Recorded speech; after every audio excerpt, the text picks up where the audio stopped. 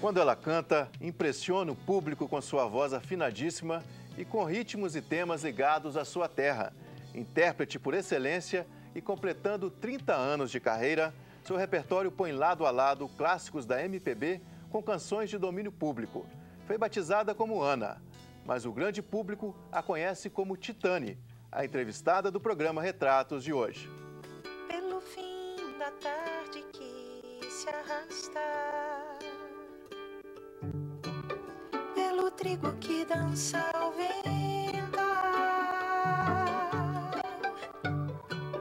pelo tempo que ainda me resta, pelo amigo que já não está, pela sombra e pela luz na fresta, pelo sol que nasce na praia. Titane, seja muito bem-vinda ao Retratos. É um prazer recebê-la aqui nos estúdios da TV Horizonte. Prazer é meu, com certeza. Você foi batizada como Ana Iris. E daí como que surgiu Titane?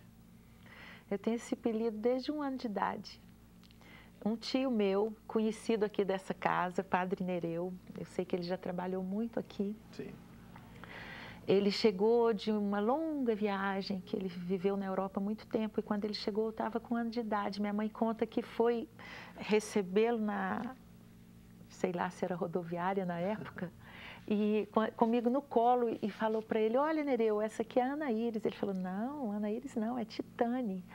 E desde então eu virei Titane, assim. Minha infância Teve toda... Teve explicação por quê do nome? Ele tinha uma grande amiga na França, chamada Ana, com o apelido de Titane. É um apelido recorrente lá para as Anas. Então eu ganhei, gente, esse apelido, e me acompanhou a vida toda, a infância inteira. Minha mãe dizia na escola, quando eu entrava no grupo, falava: não deixa chamar, falava para as professoras, não deixa chamar de Titane, ensina a chamar de Ana Iris, mas não deu certo. Aí, quando eu comecei a cantar, eu assinei Ana Iris. Fiz essa tentativa, mas não deu certo, não. Aí eu adotei Titane, virou de apelido, passou a ser o pseudônimo artístico. Eu me sinto Titane também. Gosto dos dois nomes. Você disse com 1 ano de idade. Você morava onde na época? Oliveira. Eu sou de Oliveira. Eu nasci em São João del Rei, porque minha mãe perdeu 2 filhos antes de mim, quase morreu com eles. E eles chegavam a nascer e depois iam embora. Então, quando a minha mãe engravidou novamente, os médicos decidiram que ela tinha que procurar uma cidade com mais recursos na hora do parto. E aí meu pai e minha mãe optaram por São João del Rei, que é uma cidade linda. Eu gosto muito de pensar que eu nasci lá. E São João era um centro importante, ainda é uma referência muito importante para a nossa região. E eu tinha família lá, família da minha mãe. Então, eu sou nascida, registrada em São João, mas eu vivi a minha vida toda em Oliveira, o povo de Oliveira que me criou. Então, e suas referências musicais, então, elas nasceram em Oliveira? Com certeza. E quais foram? Eu vivi lá até os 16 anos. Eu acho que nesse momento é que a gente forma a sensibilidade musical da gente. Então, ela tem algumas características que eu acho muito definitivas. Primeiro, eu não me formei ouvindo discos. E o rádio eu ouvia, mas muito pouco, só de manhã cedinho, que meu pai nos acordava com o rádio ligado. Então, no rádio de manhã eu ouvia muita moda de viola, muito programa de roça mesmo. Mas eu não tinha hábito de ouvir discos na minha infância, eu não tinha isso à mão, mas eu via pessoas fazendo música demais. As primeiras músicas me chegaram pela boca das pessoas que viviam perto de mim. Então, minha família é muito musical. Eu ouvi, assim, os sambas de Noel Rosa, eu conheci, foi através deles. A minha cidade é muito musical até hoje. Grandes festas de rua regadas a muita música. Então, as festas religiosas do Congado, muito marcante, muito marcante. Que você trouxe para o seu trabalho, inclusive. Trouxe, inevitavelmente, porque eu dormia durante as festas do Rosário, assim, ouvindo o tambor tocando no morro da frente da minha casa, que era do Alto São Sebastião, o maior antro de congadeiro até hoje.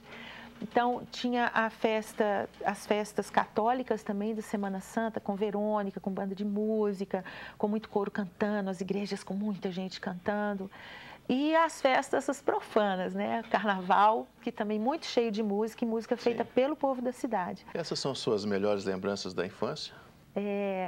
Eu tenho lembranças muito fortes. Quando eu estou me sentindo frágil, assim, eu lembro, minha rua tinha pouca gente.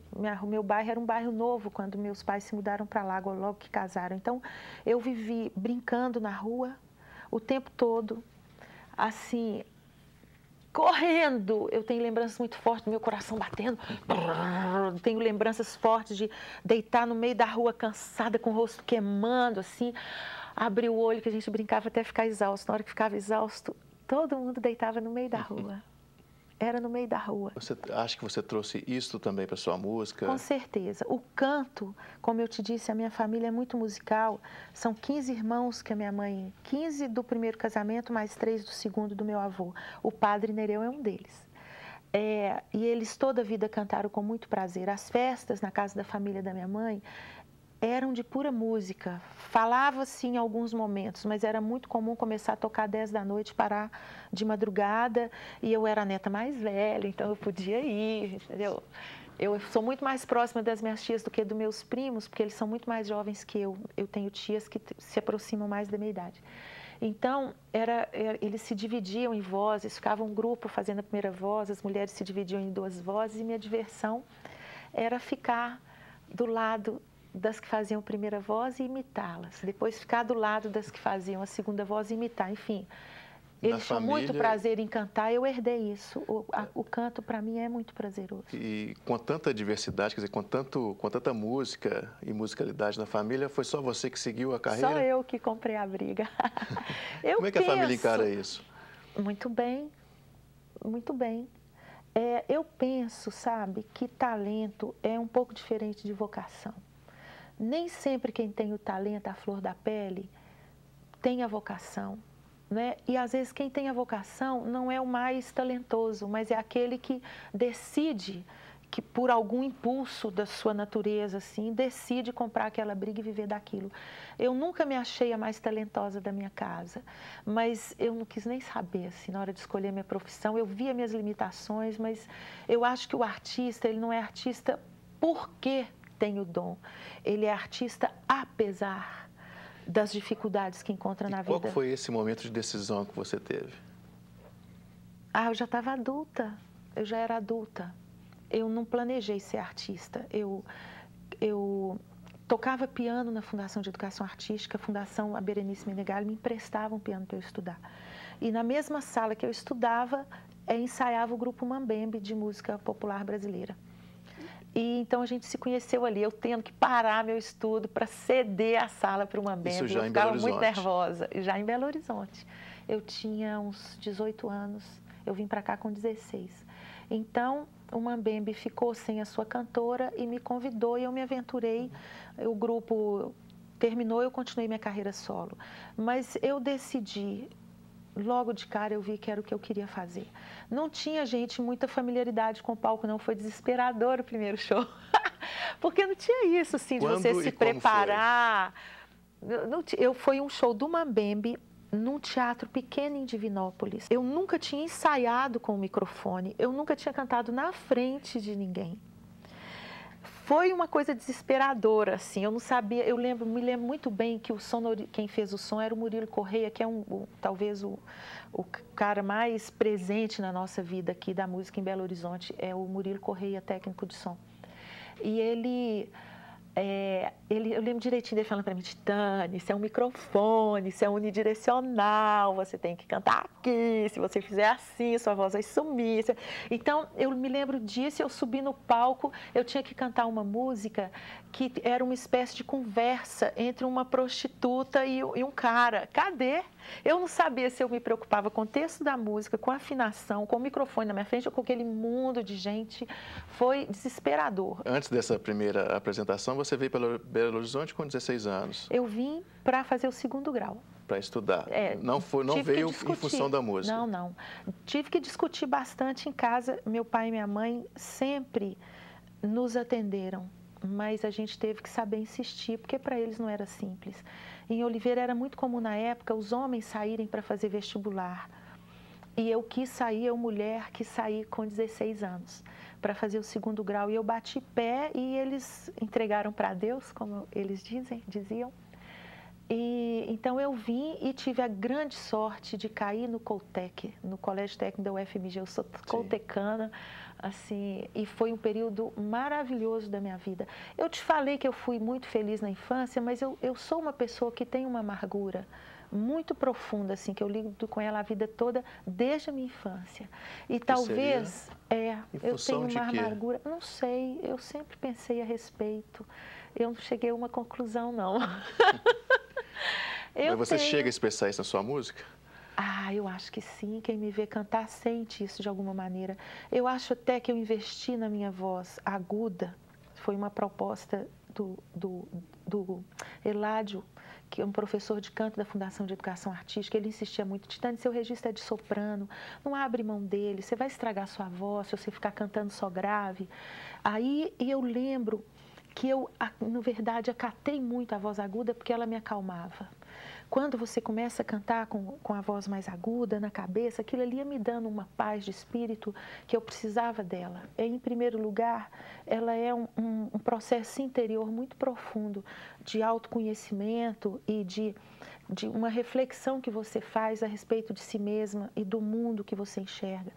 Ela é isso e é aquele desejo de você comunicar aquele pensamento a outra pessoa, um desejo muito profundo de conversar com o mundo, de dar para os outros a sua opinião e querer ouvir a opinião dos outros. Eu acho que isso e essa resposta sustenta... do público, né, é fundamental para o artista. Eu vou querer que você fale disso no próximo bloco, tá bom. Que a gente está terminando agora nosso primeiro bloco. E você pode nos ajudar a melhorar cada vez mais nossa programação, tornando-se um colaborador da campanha Faço Parte. Além de ajudar a manter os veículos de comunicação da Arquidiocese de Belo Horizonte, você estará colaborando para a construção da Catedral Cristo Rei e para as obras de revitalização do Santuário Nossa Senhora da Piedade. Ligue e faça parte deste projeto. Sua adesão é muito importante para todos nós. Nós vamos para um pequeno intervalo e voltamos em instantes. Fique com a gente.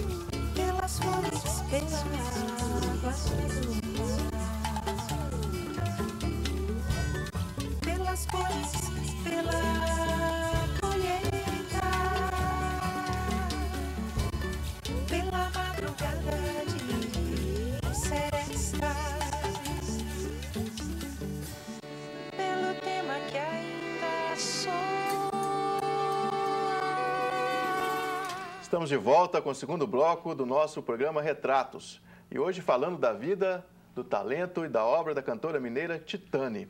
Titane, encerrávamos o primeiro bloco falando dessa questão mais íntima da sua música. Mas e o contrário, né? A questão mais universal, mais para o público. Como é que você sente no palco, você sente essa interação com o público? Eu canto para o público, não consigo me imaginar cantando assim, só para mim. E ela sempre aconteceu, sempre aconteceu. Em cena, ela sempre aconteceu. Eu sou uma artista de cena, assim. E eu me formei mais no palco do que no estúdio, do que na TV, do que no rádio. Então, o meu contato com o público que está ali na hora, ele é fundamental. É dele que eu extraio tudo que eu faço, assim. É para ele que eu canto, é dele que eu preciso de um retorno. Não tem nada pior para um artista do que não ser entendido. Eu acho que é a pior coisa que tem. E eu sinto que eu sou entendida. Né, de ser uma cantora muito cênica. Como que surgiu isso? Mas acho que é por causa disso, porque eu comecei a cantar em Belo Horizonte na década de 80. Eu não quis fazer minha carreira fora daqui. O discurso musical que eu sempre desejei fazer, ele era um discurso do meu mundo, era a respeito do meu próprio mundo. Isso não foi tão consciente na época, mas eu acho que é por isso que eu preferi permanecer aqui. Então, eu cantei no interior todo, eu cantava muito no Jequitinhonha, que era quem mais recebia músicos, Sim. cantores. Então, eu tinha que matar um leão por dia, ainda mato até hoje, sabe? Porque muita gente que vem me ver nunca me viu. Ouviu falar, mas nunca foi. Então, tem sempre na plateia, desde o início da minha carreira, muita gente que não me ouviu tocar nem no rádio. Então, parece que você tem, sabe, que matar um leão por dia ali e convencer aquela pessoa e dizer a ela que você tem o que conversar com ela, que você tem assunto para tratar com ela. Então, isso aí, talvez isso tenha feito com que a minha interpretação seja sempre uma interpretação muito para fora, de muita projeção, porque eu tinha só a minha, não tinha luzes maravilhosas para me apoiar. Então, um pouco por causa disso, eu sempre senti que o meu corpo é que tinha que dar conta sozinho do que fazer, talvez por E matar isso. esse leão por dia aqui em Minas, em Belo Horizonte, é mais difícil? Atualmente não, ixi, atualmente o público de Belo Horizonte é o que mais me conhece, o público de Belo Horizonte, cada música nova que eu canto, ele pode usufruir e degustar mais essa música, porque ele sabe de onde eu vim, ele sabe o que significa eu cantar isso agora, porque ele viu que eu cantei antes. Né? Então, o público de Belo Horizonte é o público que mais me conhece, mais me acompanha, que me entende, com quem eu estabeleço um diálogo há muitos anos atrás. Os outros públicos têm outra vantagem, porque públicos que não conhecem nada a seu respeito, públicos de fora do país ou de alguma cidade que, enfim, você ainda não chegou nela, quando você chega a primeira vez e ninguém te conhece, é bacana porque você percebe o impacto que o seu trabalho tem. Que você pega as pessoas no susto, porque elas não te conhecem, de repente elas param e falam, epa, o que é isso? Eu adoro essa sensação, gosto demais. Você me parece, né, que você é uma pessoa que cria muitas raízes. Você falou com muito carinho das raízes do interior, da sua infância em Oliveira, e também com muito carinho de Belo Horizonte, que foi a cidade que você veio estudar e começou sua carreira aqui. Esse início de carreira em Belo Horizonte e essa troca de energia que você tem com a cidade, deu-se como? Como é que você resolveu ficar em Belo Horizonte e a partir desse momento vou construir minha carreira aqui? Eu comecei a cantar no Mambembe com 19 anos, depois o grupo se encerrou, eu comecei a fazer minha carreira no interior de Minas. Você chegou a cantar na época da ditadura militar. Teve algum engajamento? Eu comecei a cantar no Mambembe nessa época. O Mambembe era um grupo muito influenciado pelo PCdoB. Muito. Tanto que eu depois acabei sendo militante do PCdoB um período, e eu costumo dizer que foi o PCdoB que me jogou na música, porque o grupo, dentro do Mambembe, que eu ouvia dizer, Titane, fica na música.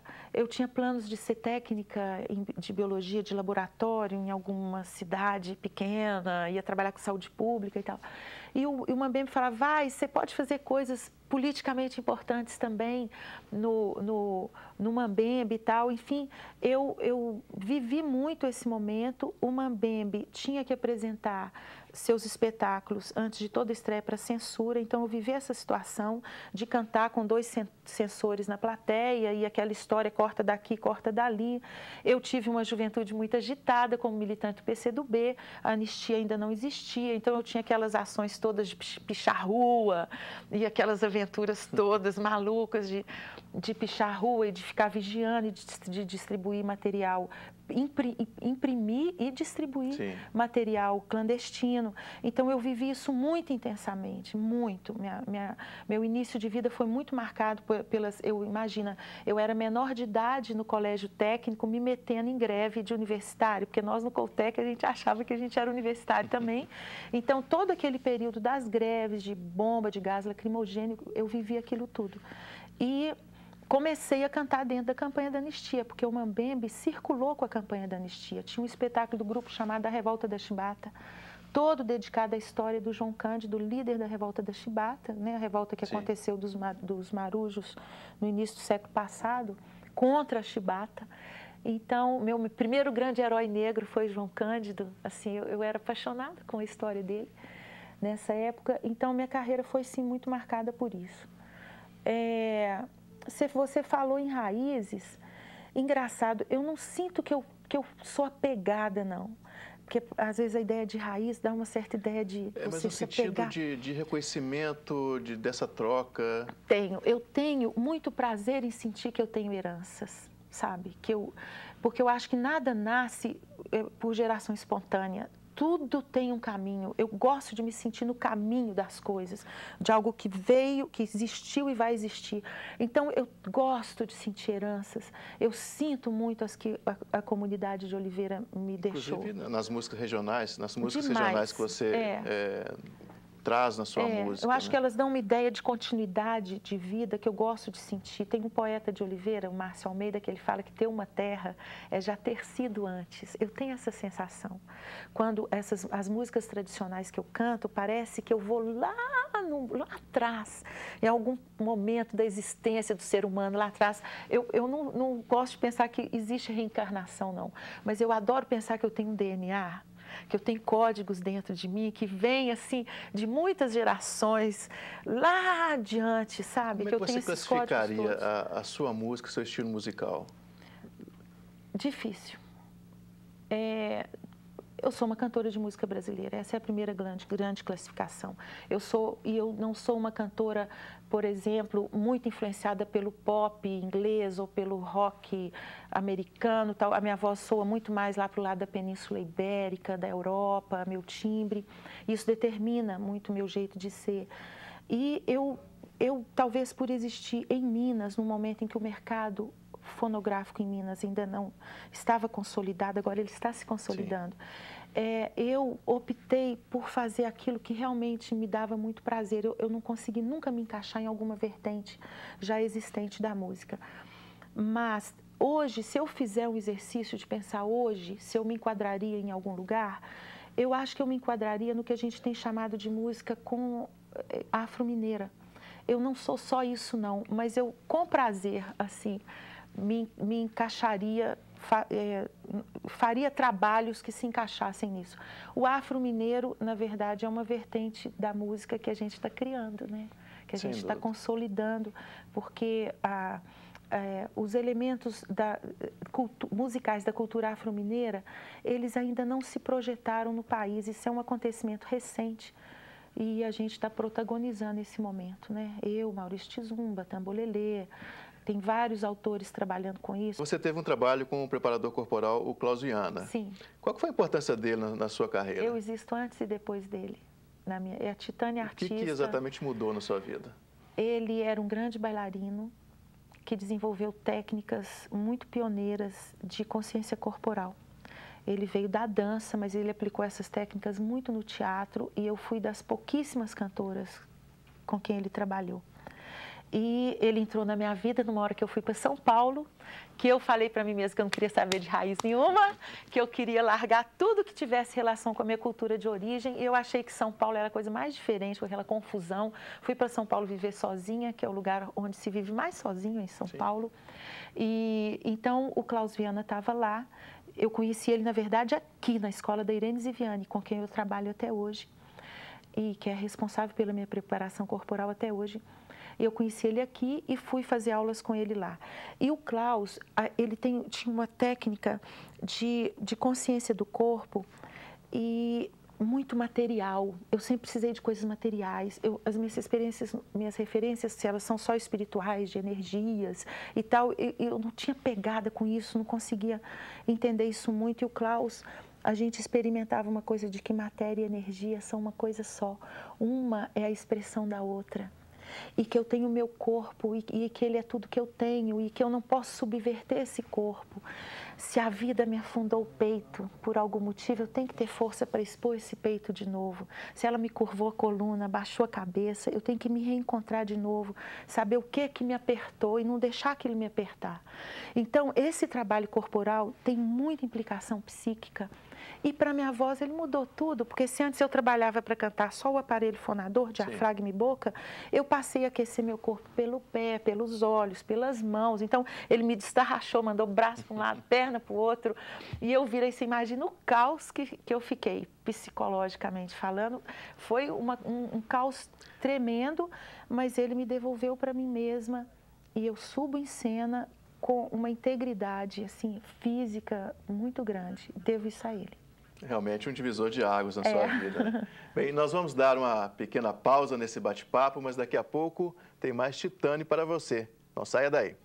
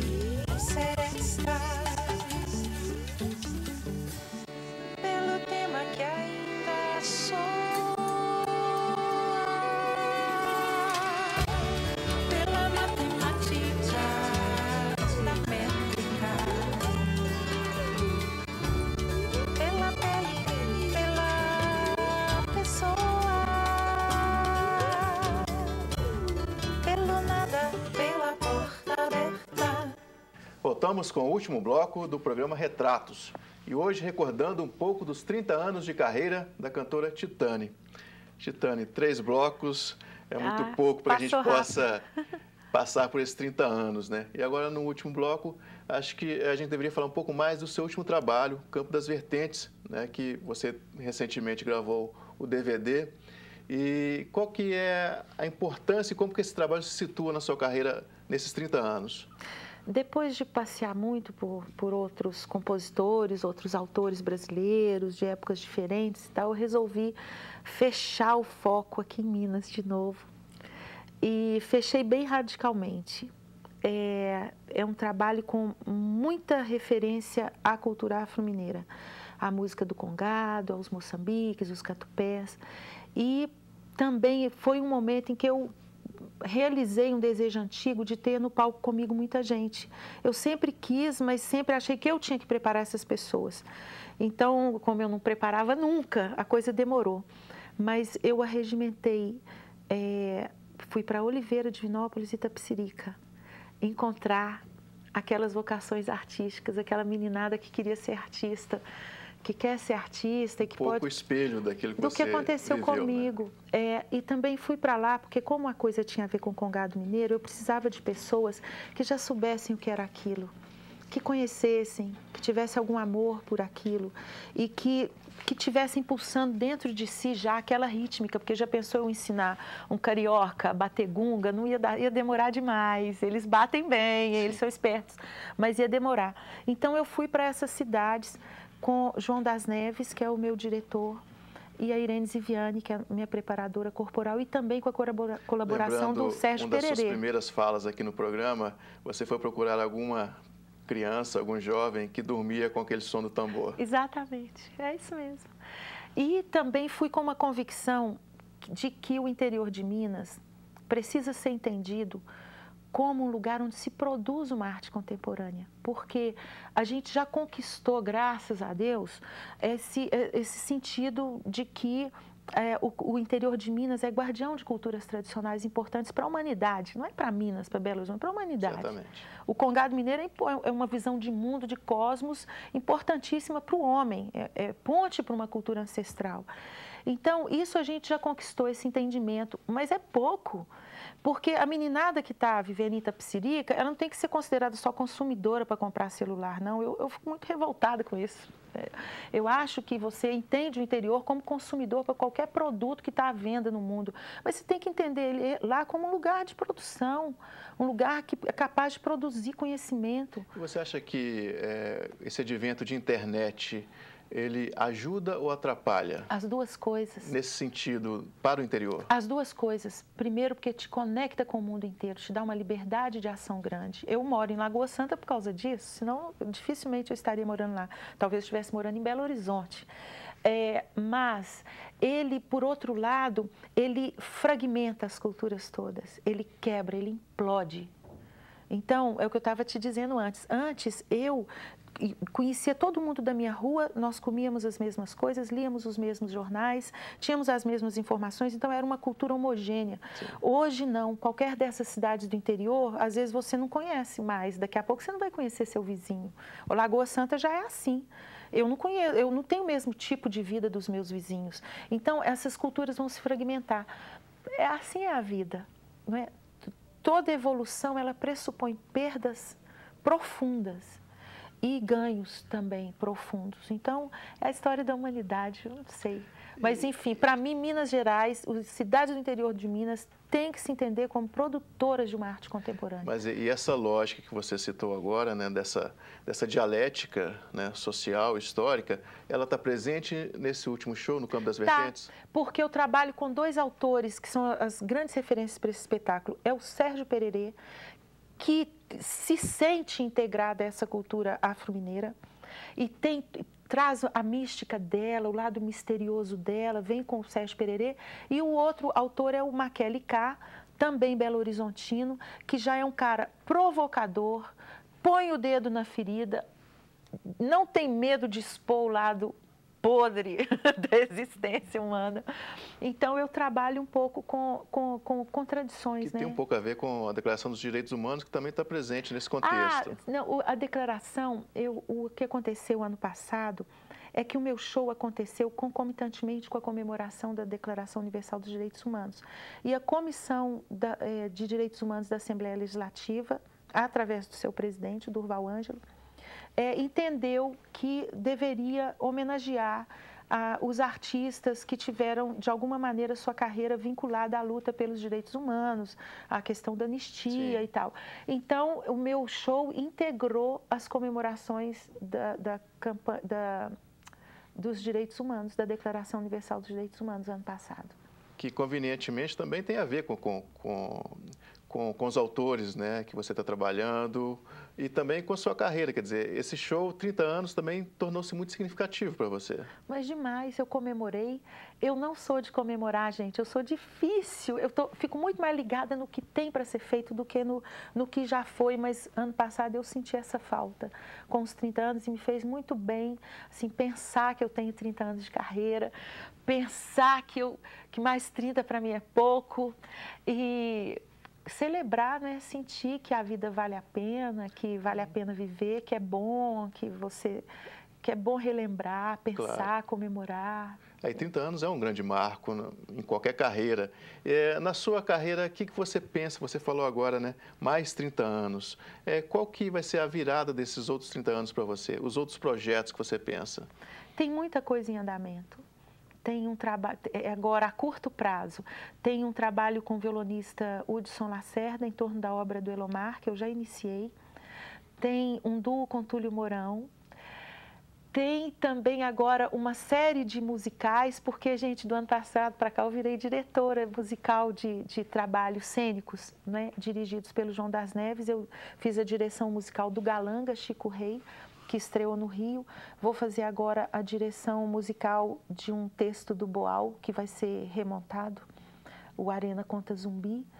E tem um monte de planos, não me faltam planos. Agora, então, que a vida nossa está permeada por vídeos, imagens e tal, eu espero também fazer algumas parcerias com o pessoal de cinema, sempre em torno da música. Sim. E dentro dessas novas tecnologias, você disponibilizou um disco seu na internet. Você se dá bem com a internet, com as novas mídias?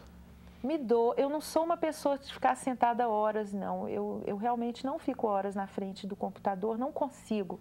Meu canto vai lá pro chão, assim. Eu preciso estar movimentando o corpo e estar andando, estar em espaço aberto. Mas eu gosto, o meu disco Ana, ele foi todo disponibilizado e ele também integralmente na rede.